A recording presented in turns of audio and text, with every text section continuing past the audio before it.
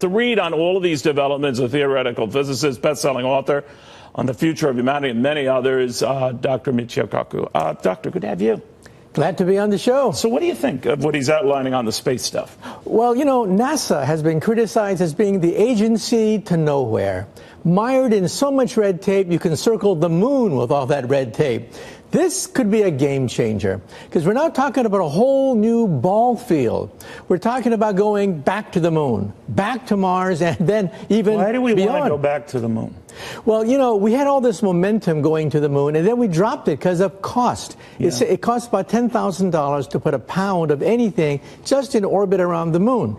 That's a orbit around the Earth. That's your weight in gold. That's how much it costs to put you into outer space. But now, because of the work of Elon Musk and Jeff Bezos, Silicon Valley billionaires, they want to reduce the cost of space travel by a factor of 10.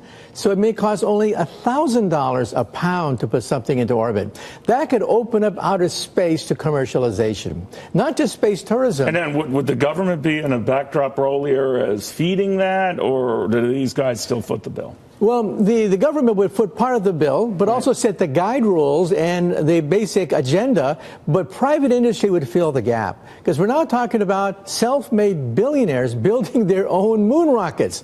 Who would have thought Elon Musk has the Falcon Heavy? And Jeff Bezos of Amazon is building his new Armstrong rocket. Right. 2 moon rockets funded by private enterprise. Not a single penny of taxpayers' money went to building 2 moon rockets. But their efforts, even together, as you know far better than I, Doctor, are dwarfed by what the Chinese alone are committing to space initiative. Just, I think, the week before last, they launched a capsule to go to the dark side of the moon, so they're revisiting the moon. They've got a very ambitious undertaking. I was reading somewhere that it's going to dwarf all other countries and their space commitments combined. What do you make of that? Well, the Chinese have stated that they want to put their flag on the moon. And we want to make sure that the United States is not too far behind when that happens. Stop there, though. I mean, the moon fixation amazed me, because if you've been there, done that, conquered that more than 40 years ago, shouldn't we aim higher or no? Well, the goal of NASA now, the new directive, Space Policy Directive number 1, was to use the moon as a stepping stone for something bigger, and that's Mars and, quote, beyond.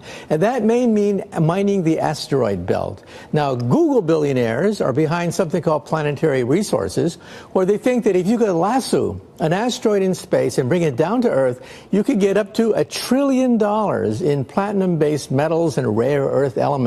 And so they see a new gold rush, a new bonanza in outer space, if we can begin the process of mining the asteroid belt. And that would help to pay the bills for a lot of these very ambitious endeavors onto Mars. So there would be a method to it. The Space Force, though, I'm sure the Russians were concerned enough about it to want more information on it. And there is this talk that maybe all these superpowers that are interested in exploring space have other motives in mind.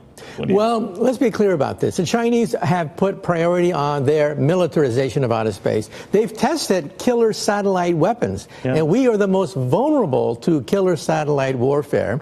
The Russians in March, Putin even said that they have developed a new weapon for fighting a nuclear war, the hypersonic drive, which we do not have. And the Russians said that they're ahead of us in building hypersonic drives. By which we get back to put the fear of God in people and say, if we don't, it's sort of like the argument JFK used in the 60s to explore space, because we don't do it, the Russians are. Right? And so some people are saying what we need is a new outer space treaty that was last signed in 1967 to set the ground rules. Not that we can't have an Air Force or a Navy or an Army. No, it's that we have to have ground rules for these things so that nations don't accidentally bump into a war and with these new advanced weapons, because outer space is very, very touch and go. I don't trust any of these players, though. Once they're up there, they're trying to seize all the edge they can, right? Well, that's what nations do, because we don't pay generals to lose wars. We pay generals to win wars. And if you're up there with something, you've got the edge over anything you have on land, right?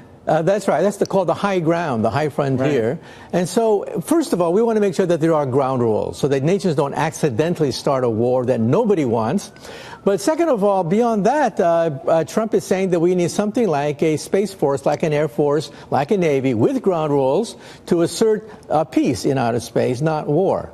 Do you think that will work that way? Well, that's the rhetoric, and that's the hope anyway. You're a man of science. You're not going to second-guess that military mind. But let me ask you finally, sir, you know, we're sending this latest capsule to Mars. Our fixation on Mars knows no bounds. I guess this next one's going to burrow into the Martian surface. Mars is where we're placing our bets. I know the late, great Gene Cernan, the last man to walk on the moon, had said, you know, space capsules and unmanned satellites, they're all great, but you need a man or a woman seeing these new places, these new vistas on their own. Is that the next step? And if so, is Mars the more likely place? Well, Mars is the most likely place because it is closest to the Earth in composition, and one day it could be a new home. But let me say that all the money that was spent on the Apollo program had a spin-off. One of the spin-offs, in part, was the microchip, the foundation of the world economy. The miniaturization of transistors to a microchip was in part spurred on by the Apollo space program. And people think that if we go to Mars, a new generation of computers will come out as a byproduct, maybe quantum computers or molecular computers that can energize the economy for the next century. And so people are saying that this is an investment not just for the sake of putting a flag on the Mars, but also for the sake of advancing science, because we're going to learn more about computer technology. We're going to need robots on Mars. We're going to need all sorts of new technologies to begin the process of making a permanent settlement on Mars. And that's going to stimulate the economy as a consequence. All right. It's a long trip for those who are going to make it, but someone's going to make it, right? Right. Yeah, I think so. In our lifetime, definitely. Professor, thank you very, very much.